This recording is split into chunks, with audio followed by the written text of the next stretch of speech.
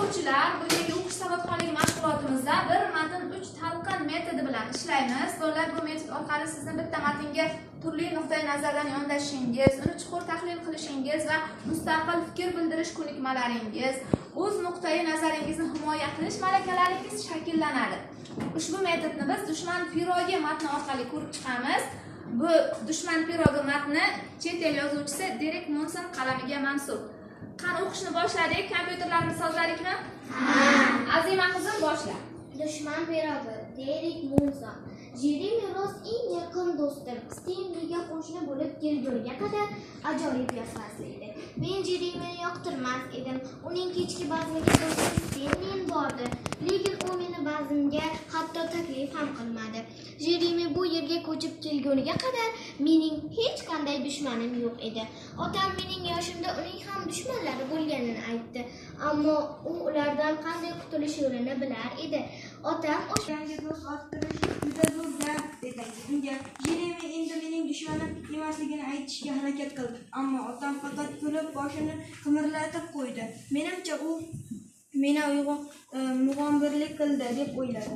Tushlikdan so'ng otam stol ustiga 3 ta pirog solingan likopchani qo'ydi. Birinchi menga, ikkinchisi esa Jeremiga uzatdi. "Qo'yil", dedi Jeremi pirogga qarab. Men vahimaga tusha boshladim, chunki Jeremi dushman pirogini yeyishni xohlamas edim. Endi u mening do'stim edi. Nima uni deb baqirdim. Bemaza bu pirog Jeremi pirogni endi og'ziga solib borayotgan edi. Birdan to'xtadi.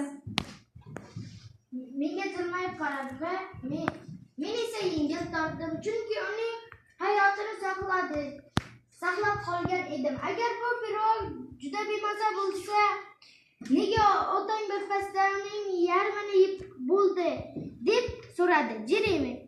Haqiqatan otam dushman pirogini maroq bilan yeyotgan edi. Otam jilmayib, "Yaxshi-ku", dedi. Men ulardan pirogni yeyishlarini kuzatib o'tirardim. Hech birining sochlari to'kilmayotgan edi. Endi pirog meni qo'rqitmayotgandi. Shuning uchun bir bo'lagini olib tatib ko'rdim. U juda mazali ekan. Shirinlikdan so'ng Jeremi meni ertasi kuni ertalabda uyga taklif qildi. Dushman pirogiga kelsak, hali ham uning nimalarni tayyorlashini bilmayman. Hanuzgacha haqiqat. Dushmanlardan nafratlanishadimi, sochlar to'kilib ketadimi yoki og'zidan badbo hid keladimi deb hayron bo'laman.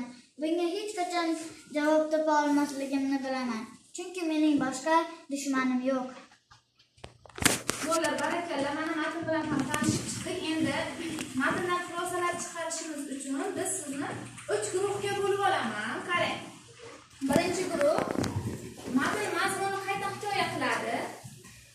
Ikkinchi guruh, mana bu o'rtadagi guruh, qahramonlarning his-tuyg'ulari va harakatlarini tahlil qiladi. Uchinchi guruh esa matndan xulosalar chiqaradi va saboqni anglaydi. Mana bu uchinchi guruh. Tushundingizmi? Demak, birinchi guruh, qarang, sizning vazifangiz matn mazmuni qayta hikoya qilish. Qani, kim hikoya qiladi matn mazmunini? Nimani tushundingiz? Matn nima haqida ekan? Azamjon, matn do'stlik haqida. Biz hamma bilan do'st bo'lishimiz kerak, hech kim bilan dushman bo'lmasligimiz kerak. Birovni esidan chiqib ketgan bo'lishimiz mumkin. Keyingi safar aytadi, tug'ilgan kuniga aytmaganga dushman bo'lmasligimiz kerak. Matnni hikoya qilamiz, o'sha matnni. Qani? O'tiring, yaxshi. Kim hikoya qiladi? Matnni boshidan hikoya qilamiz, Ramoxon. Matnda nimalar sodir bo'ldi? Jeremi Ross mening eng yaqin do'stim. U uning yoniga qo'shni bo'lib kelgan. O'zingiz tilingizdan emas, hikoyani qahramon tilidan emas, o'zingiz ismingizni aytsangiz ham bo'ladi. Jeremi uni bazmiga Stenlini do'stini chaqirib, uni chaqirmagani uchun xafa bo'ldi-da, dushmanim deb hisobladi va kim davom ettiradi? Go'zal qizim, davom ettiring. biladi va otasiga aytdi. Mening do'stim dushmanim bor dedi. Keyin otasi dushman pirog'i dedi. Keyin otam dushman pirog'i tayyorlashga o'tdi. Men esa ular tayyorlashga javob. Endi bolalar ikkinchi guruh qahramonlar his-tuyg'ulari va xatti-harakatlarini tahlil qiladi. Qani ikkinchi guruhdan kim so'zlaydi? Azima. Tom Jeremini bazirga taklif qilmadi. Jeremi meni ataylab taklif qilmadi deb o'yladi. Lekin Tom esidan chiqib ketgan bo'lishi mumkin edi. Tomas Jeremini esdan chiqib ketgan bo'lishi mumkin. Chunki Tomni taklif qilmadi. Yaxshi. Yana kim? Marjona. Hikoya oxirida otasi ularning do'stligini tiklashga urindi. Ularning do'stligi yana tiklandi, yana do'st bo'lib qoldi. Yaxshi. Yana Ba'zida Jeremi Tom xafa bo'lmasligi kerak edi. Nimaga deganda u qalin o'rtoq edi. endi uchinchi guruh matndan xulosalar chiqaradi va saboqni anglaydi. Qani uchinchi guruhdan kim xulosa chiqaradi? Oybekjon.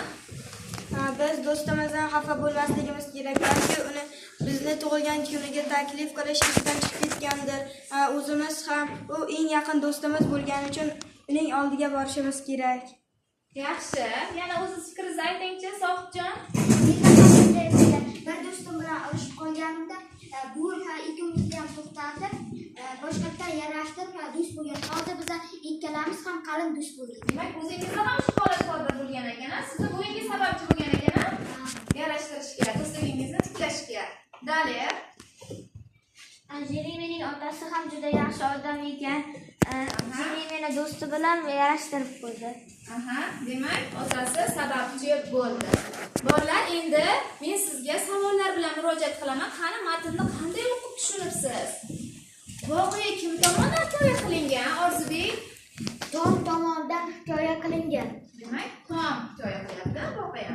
Demak, hikoyaning boshida Tom nima uchun Jeremini dushman deb hisobladi?